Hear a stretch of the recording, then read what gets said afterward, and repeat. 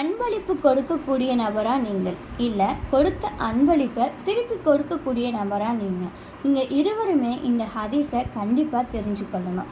அன்பளிப்பு அப்படிங்கிறது பொருளாக தான் கொடுக்கணும்னு கிடையாது. பணத்திலேருந்து பொருள்லேருந்து எந்த வேணுமோ நம்மளுடைய தேவைக்கு அன்பளிப்பு கொடுக்குறாங்க. இப்போ இருக்க காலகட்டத்தில் அன்பளிப்பு அப்படிங்கிறது நம்ம கையில் கொடுக்கறது தான், இல்லை எங்கேயாவது பக்கத்தில் இருக்கவங்களுக்கு ஒரு உணவு கொடுக்கறதா அன்பளிப்பு அப்படின்னு நினச்சிட்ருக்கோம். அது கிடையாது. ஒரு திருமணத்தில் ஆரம்பித்து வீட்டில் நடக்கிற எல்லா காரியத்துலேயுமே என்ன மொய் அப்படிங்கிற பேரில் நம்ம ஒன்று வாங்கிட்டுருக்கோம்.